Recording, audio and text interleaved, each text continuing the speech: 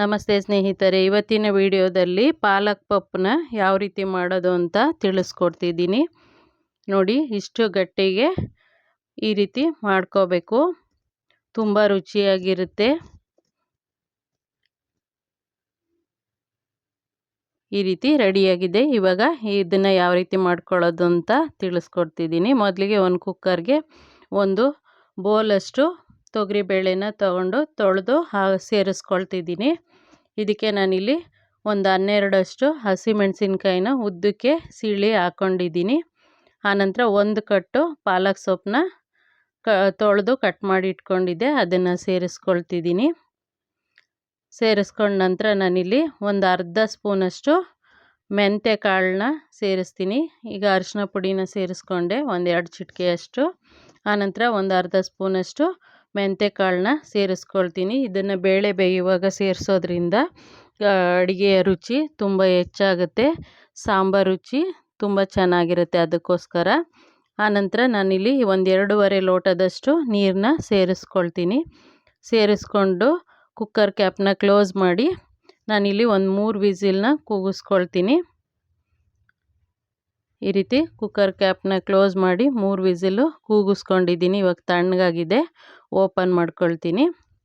ಆನಂತರ ಇದನ್ನು ಸೋಟಲ್ಲೇ ಚೆನ್ನಾಗಿ ಸ್ಮ್ಯಾಶ್ ಮಾಡ್ಕೊಳ್ತೀನಿ, ಅಥವಾ ನೀವು ಸ್ಮ್ಯಾಶರಲ್ಲಾದ್ರೂ ಮಾಡ್ಕೋಬೋದು. ನಾನು ಈ ರೀತಿ ಮಾಡ್ಕೊಳ್ತೀನಿ, ಇಲ್ಲ ಹಾಗೇನು ಬೆಂದಿರುತ್ತೆ. ಆನಂತರ ಒಂದು ಪಾತ್ರೆ ಇಟ್ಕೊಂಡು ಅದಕ್ಕೆ 2 ಸ್ಪೂನಷ್ಟು ಅಡುಗೆ ಎಣ್ಣೆನ ಹಾಕ್ಕೊಂಡಿದ್ದೀನಿ. ಅದಕ್ಕೆ 1 ಸ್ಪೂನ್ ಸಾಸಿವೆ, 1 ಸ್ಪೂನಷ್ಟು ಜೀರಿಗೆನ ಸೇರಿಸ್ಕೊಳ್ತೀನಿ. ಆನಂತರ ಇದಕ್ಕೆ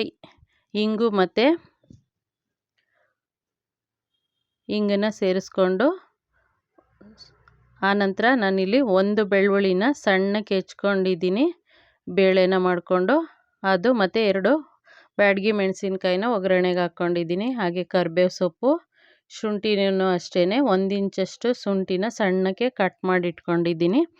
ಇದನ್ನು ಸೇರಿಸ್ಕೊಂಡು ಚೆನ್ನಾಗಿ ಫ್ರೈ ಮಾಡ್ಕೊಳ್ತೀನಿ. ಮಧ್ಯಮ ಉರಿನಲ್ಲಿ ಬೇಯಿಸ್ಕೊಳ್ತೀನಿ. ಇದು ಬೆಂದಾದ ನಂತರ ನಾನಿಲ್ಲಿ ಇದಕ್ಕೆ 2 ಈರುಳ್ಳಿ ಮೀಡಿಯಮ್ ಸೈಜ್ದು ಸಣ್ಣಕ್ಕೆ ಹೆಚ್ಕೊಂಡಿದ್ದೀನಿ, ಅದನ್ನು ಸೇರಿಸ್ಕೊಳ್ತೀನಿ. 2 ಈರುಳ್ಳಿ ಇದು ಸಣ್ಣಕ್ಕೆ ಹೆಚ್ಕೊಂಡಿದ್ದೀನಿ.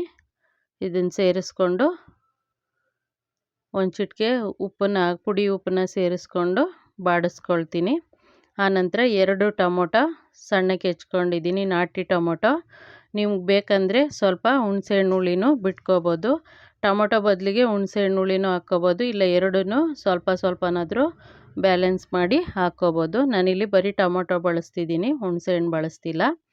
ಇದು ಚೆನ್ನಾಗಿ ಫ್ರೈ ಆದ ನಂತರ ನಾನು ಬೇಯಿಸ್ಕೊಂಡಿರೋಂಥ ಬೇಳೆ ಹಾಗೆ ಪಾಲಕ್ ಸೊಪ್ಪು ಏನಿದೆ ಅದನ್ನು ಇದಕ್ಕೆ ಸೇರಿಸ್ಕೊಳ್ತೀನಿ.